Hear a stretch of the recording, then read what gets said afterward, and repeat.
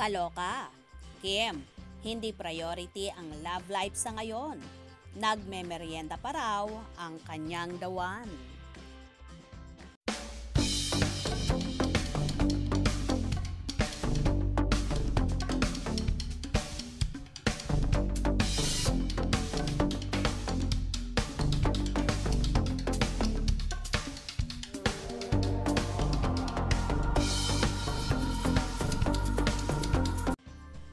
Trending ang airing sa Free TV ng Linlang noong Lunes ng gabi at umabot sa 367,069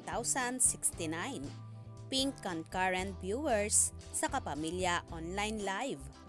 Nauna na itong napanood sa Prime Video pero 60% pa raw ang nadagdag sa mga eksena sa Free TV. Bongga si Kim Chiu na magaling na pagkatapos ng COVID at pagkakaroon ng allergy.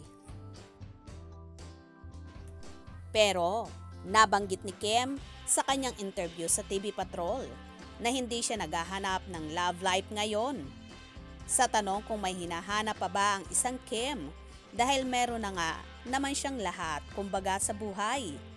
Hinahanap ko si Dawan. Charot! Hinahanap ko siya, pero wag muna ngayon kasi busy ako. Soon.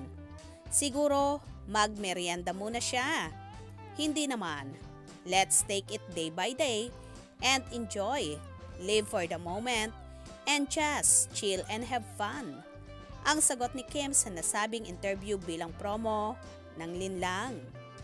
Susunod na mapapanood si Kim at Paolo Avellino sa local version ng Korean series na What's Wrong with Secretary Kim.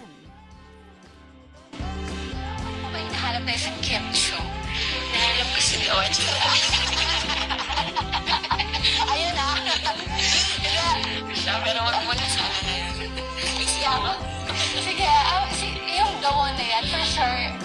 Soon. Siguro numeriento na siya. So I can say na hindi naman yun ang priority mo. Hindi naman, hindi pa naman. Pero let's take it day by day and enjoy and live for the moment. Anyway, simula nga nang mawalay si Kimi, sa ex-jowang si Sian Lim ay mas lalo pang bumongga ang career ng dalaga. Kaya naman so happy niya sa lahat ng achievements na natatanggap niya ngayon. Kaya sabi nga ng dalaga, priority niya ngayon ay ang pagtatrabaho at hindi ang love life. Mas nakapokus nga siya sa work dahil sa dami ng nakapila na kanyang gagawin. Congratulations Kimi sa matagumpay na Linlang na teleserye version na talaga namang na mayagpag ang ratings sa Free TV. Hope you enjoyed. Please subscribe for more info.